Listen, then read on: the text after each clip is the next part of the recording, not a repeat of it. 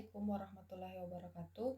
Saya atas nama Fitrah Yatul Farsa dengan nomor stambuk 04020180306 dari kelas C2 mata kuliah Cybercrime. Video ini saya buat guna melengkapi tugas yang diberikan, yaitu tindak lanjut mahasiswa dari materi konsep yurisdiksi Cybercrime. Oke, saya akan mulai untuk pertanyaan yang pertama. Yang pertanyaannya adalah, apa yang dimaksud dengan yurisdiksi? Kata yurisdiksi dalam bahasa Indonesia berasal dari bahasa Inggris yaitu jurisdiction. Sementara jurisdiction sendiri berasal dari bahasa Latin yaitu jurisdictio yang terdiri dari dua suku kata yaitu juris yang berarti kepunyaan menurut hukum dan diction yang berarti ucapan, sabda, sebutan, atau firman, di mana memiliki 4 unsur yaitu yang pertama, kepunyaan seperti yang ditentukan hukum, yang kedua, hak menurut hukum, yang ketiga, kekuasaan menurut hukum, dan yang keempat, kewenangan menurut hukum. Kemudian saya akan lanjut pada pertanyaan yang kedua, yang pertanyaannya adalah, apakah perbedaan antara prinsip nasional aktif dan prinsip nasional pasif? Perbedaan antara prinsip nasional aktif dan prinsip nasional pasif adalah, dalam prinsip nasional aktif, negara dapat memberlakukan yurisdiksi nasionalnya terhadap warga negaranya yang melakukan tindak pidana sekalipun tindak pidana itu dilakukan dalam yurisdiksi negara lain. Sedangkan dalam prinsip nasional pasif, setiap negara berhak melindungi warga negaranya di luar setiap negara berhak melindungi warga negaranya di luar negeri, dan apabila negara teritorial di mana tindak pidana itu terjadi tidak menghukum orang yang menyebabkan kerugian tersebut, maka negara asal korban berwenang menghukum tindak pidana itu apabila orang itu berada di wilayahnya.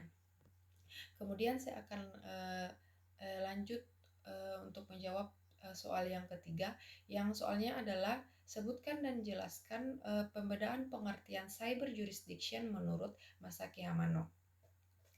Masaki Hamano membedakan pengertian cyber jurisdiction dari dua sudut pandang, yaitu sudut pandang dunia cyber atau virtual dan dari sudut hukum.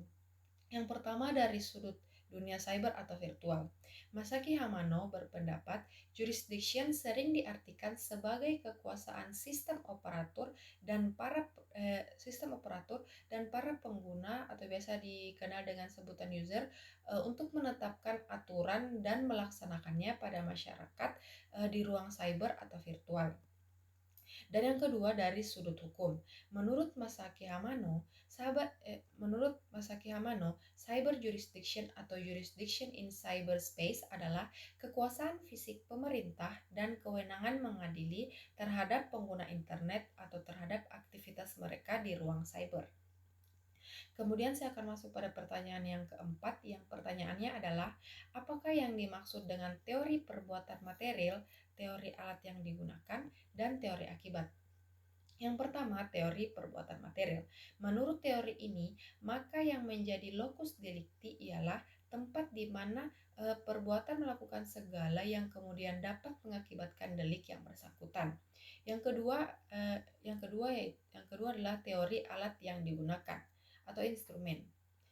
Menurut teori alat yang dipergunakan, maka delik dilakukan di tempat di mana alat yang dipergunakan itu menyelesaikannya. Yang ketiga, teori akibat. Menurut teori akibat, maka tempat akibat atau Platz van het-Gewolf menjadi locus delicti atau penentuan lokasinya. Kemudian saya akan masuk pada pertanyaan yang terakhir, yang pertanyaannya adalah, apakah yang dimaksud dengan prinsip ubikuitas? Yang dimaksud dengan prinsip ubikuitas adalah prinsip yang mengatakan bahwa delik-delik yang dilakukan atau terjadi di sebagian wilayah teritorial negara dan sebagian di luar wilayah teritorial suatu negara atau ekstrateritorial harus dapat dibawa ke dalam yurisdiksi setiap negara yang terkait. Itulah jawaban yang saya berikan untuk menjawab tindak lanjut mahasiswa dari materi konsep yurisdiksi cybercrime. Saya memohon maaf apabila ada kekurangan dari penyajian ada kekurangan atau gangguan dari penyajian video yang saya buat. Dan saya ucapkan terima kasih dan saya tutup dengan ucapan wabillahi taufiq walhidayah. Wassalamualaikum warahmatullahi wabarakatuh.